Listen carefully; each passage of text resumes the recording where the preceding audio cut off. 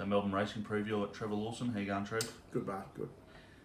Lightning Stakes Day tomorrow, and just looking at the main race. Obviously, all about Nature Strip. Well into odds on, about $1.50 now. I assume your ratings say the same thing. Yeah, pretty much. I've got it like $1.50 at sort of 90%. So Yeah. Yeah, he's clearly the best horse. He flew down the straight on basically most of his runs. He'll just find the front here.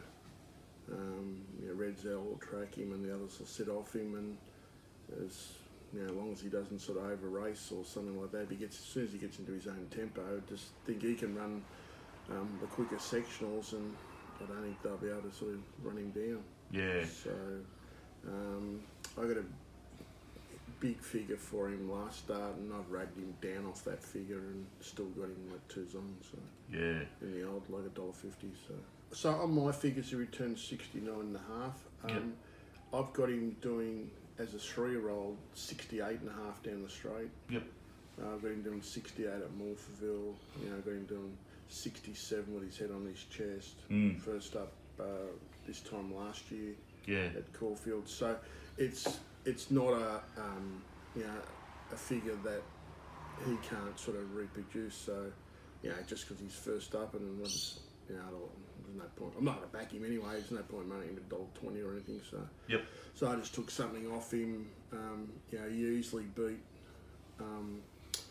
Love and Gabby last start, and at the weight for age scale, sort of Gabby sort of meets him worse off, but she'll have got stronger, I suppose, over the summer. But she meets him sort of worse off at the weights, and I sort of thought it was under the odds, and Red Zell is good fresh, but he's getting older now. But he sort of runs well fresh, and he'll be the one that will sit on sort of Nature Strip. I thought he was about his right price, and then I just didn't think anything else had anywhere near the figures. Yeah. So should something go awry, I guess you've got Loving Gabby next in your market, and then Red Zell. No, Red Zell's second. Sorry, pick. Red Zell So I got second. Red Zell around what price it is, about $8 something, and I've got Right. Love and Gabby about $12. Okay. No, Yeah, and then basically $50 on the next pick. So fair enough. A couple of other decent races. CS Hayes is it for the 3-year-olds. Alligator Blood, pretty short, but Catalyst, the New Zealand horse, is at $2.90 as well at the moment. How have you got those two? So I sort of don't really do the New Zealand ratings, but I spoke to Cameron yesterday. He sort of does covers a few more states and all that. And he actually was telling me that he actually rates the group races over there. So he's got his figure was around similar to Alligator Blood's figure that Right. I've got. His last two wins have just been terrific. He's just walked in, so he could actually run better than that. It's drawn wide. I won't be betting in the race, and from my point of view, I'm just hoping that they all have their chance, and then I can just rate them and then use those ratings going forward. Yep. But basically, I marked them equal favourites. But I suppose I probably will take something just off Catalyst, just because Alligator Blood's going to be a long way in front of it. Yeah. But and then Darlasan's the other one. Darlasan's sort of started favourite against Alligator Blood, or started short in Alligator Blood in the Guineas, and was just a sort of non-event first up. Yep. Williams sort of missed the kick and then didn't seem interested, so it's probably one that can improve. But going forward, I think Soul Patch is a really nice horse. I didn't think he could win tomorrow, but I'll be really interested to see how he runs. I think he'll be hitting the line good, and I think there's a nice race in him going forward. And Spend looked just to lose its action in the wet the other day, and its first up win was pretty good. So I didn't really like it, but they've all sort of promising horses. Even Chenia, which I don't think I've got it 100 to 1, but its first win was pretty good. I think they can all sort of win races sort of going forward, so it might be a good form race just for different classes going forward. So I'm just interested to watch it. Be interested to see how the New Zealand horse goes. Generally, their good horses are pretty competitive here. Yeah. They're run-of-the-mill ones that sort of get sold and come over here and have had 40 starts and all that, struggle a bit. But they're top quality horses generally sort of hold up here. A bit like Melody Bell and those type of horses. So. Yeah. Race 8's the Vanity. Catalan for Godolphin is pretty short at $2.50 from Pretty Brazen at $4.50. If you had any thoughts on that?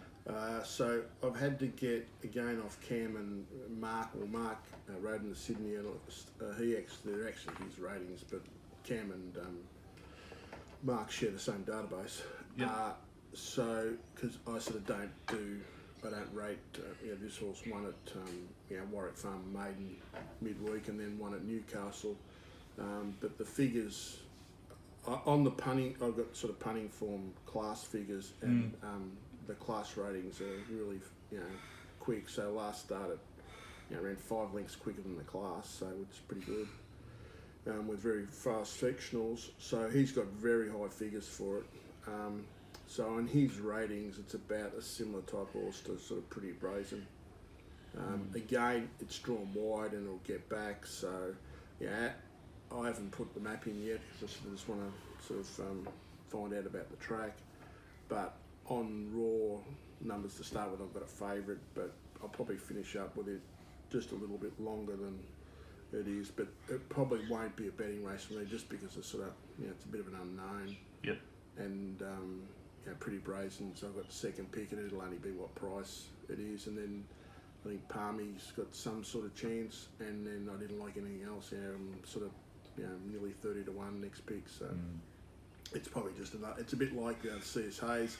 It'll just be a race to sort of learn and hopefully they all have their chance. You can just use those ratings going forward, and you can get something out of it later on. Yeah, sure. And in terms of having a bet, which of the other races did you think there might be a little bit of value? I didn't mind the first 2 races. Yep. I didn't mind Mount Tabora in race 1. Yep. It's racing well. K McAvoy goes on. I thought the favourite Tushin Blinders was a little bit short, and overexposure. I sort of can't work out why it's so short in the market. And Sunday Praise racing well, so I thought, and Casio gets a good run on the map. So I thought there was a sort of 3 horses you could sort of bet around. 2 of the main chances there. So okay. I sort of didn't mind that race. Yep. And race 2, I thought there was 2 main chances here. Fabric was good first up, and then I don't know what happened. Williams just sort of let it fall out of the barriers last start. It basically took no part.